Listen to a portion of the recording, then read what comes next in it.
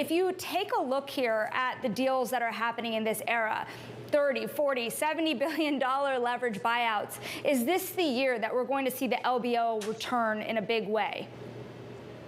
First of all, Chanel, thanks for having me on today. Really appreciate being here and really excited to be here on a day where we announced the close of our $19 billion flagship fund.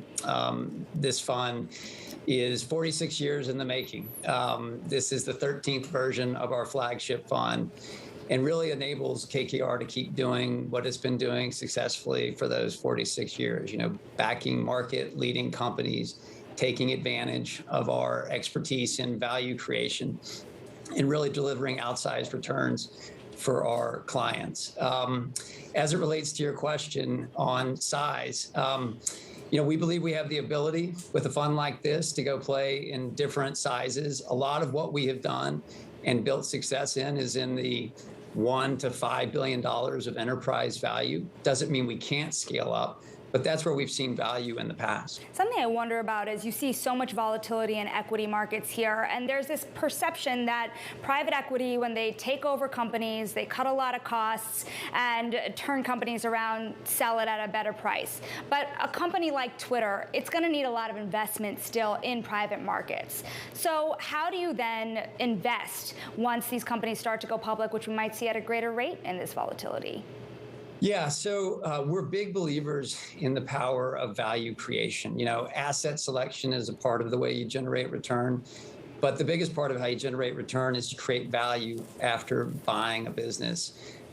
We owned a business in our last fund called Bountiful. It's one of the leading makers of vitamins in the country. That was a business where we didn't take cost out, we actually added cost in. We added cost to help develop new product, to help advertise it better, to help build a channel on Amazon. We actually took earnings down before taking them back up meaningfully. So I think what private equity can do is invest, help build a business. And when we do that right, again, we're going to create value for our clients. We're also going to create value for all of those involved with the investment. Bountiful was a neat example of where we had rolled out our broad-based ownership program. There, all 4,000 plus employees were owners of that company. And when we sold the business successfully to Nestle for more than 3 times our money, every employee at the company was a beneficiary. That's something we're doing across all of the investments we make here in our KKR Americas platform.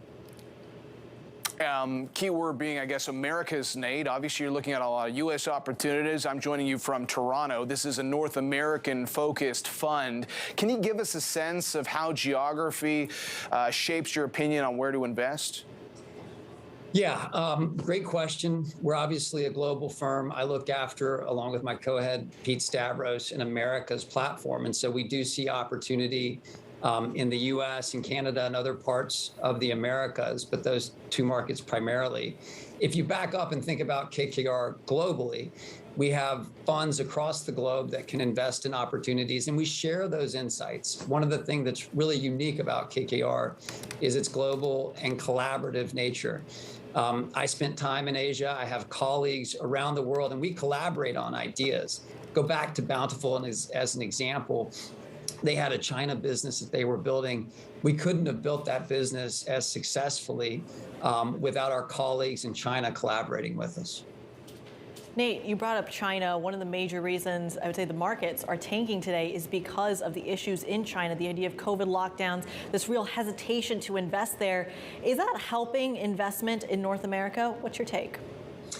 I do think it's a relevant factor as we think about it. In particular, the disruption in supply chains.